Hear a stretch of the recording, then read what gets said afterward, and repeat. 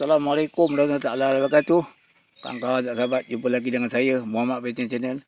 Hari ni lagi saya mancing lah kawan-kawan. Saya mancing lagi ya ni. Hari ni saya nak tunjuk lah kawan-kawan saya mancing botan. Botan. Hari ni saya datang pagi. Saya dah mancing botan lah, cara mancing botan lah, macam mana kita nak tahu kalau ikan toman makan kita punya. Pertama kali tunjuk dengan kawan bila kita mancing, kita dah baling tali tu, kita buka lock dia. Kita kenakan ni kawan.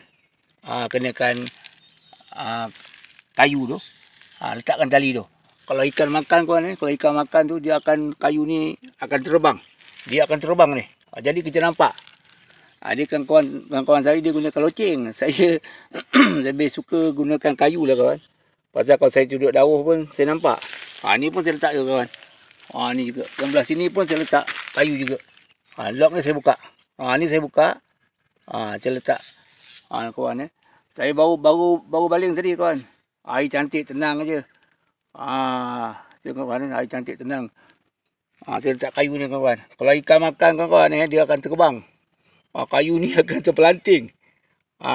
Lagi satu kawan macam ni akan air tenang ya. Tenang kan. Angin pun kurang. Saya buat 3 mancing kawan Yang satu lagi ni saya baling long tahu umpan. Saya tahu batu ladung kawan. Batu ladung. Batu ni kawan, ponsi dia saya akan baling dulu. Baling bup bila dia ada bunyi dekat sana bup kan. Nanti kalau ikan toman tu yang mana dah ada jauh-jauh tu, yang mana jauh-jauh sana kawan sejauh sana dia akan dengar. Walaupun dia jauh sana pun dia akan dengar bup. Jadi bila dia nak makan dia akan datang. Kalau kita tak buat macam tu kawan-kawan kalau kita diam macam tu, dia tak tahu ada umpan kat sini. Jadi kita kena buat macam tu kawan-kawan tu caralah. Cara kalau mancing dasar lah macam saya ni ataupun botan. Ni kita gunakan batu ni kawan. Kita buat lebih pancing. Jadi yang ini kita gunakan untuk kita baling. Kalau dia dah ada dekat ni kan, kalau dia dah ada dekat kawasan sini, kita nampak dia main air dekat-dekat ni, kita tak payah lagi baling. Kita kena kalau umpan kat sini ya. Itulah kawan-kawan itulah kawan, saya tunjukkan cara lah kawan cara saya mancing botan lah. Macam ni lah cara dia. Saya lekat kayu. Ni satu lagi kayu.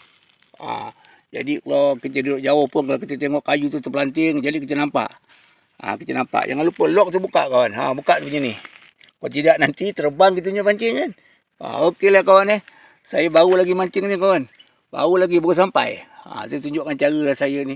Okey lah kawan-kawan. Jumpa lagi lah konten yang lain. Sekarang saja. Assalamualaikum warahmatullahi wabarakatuh.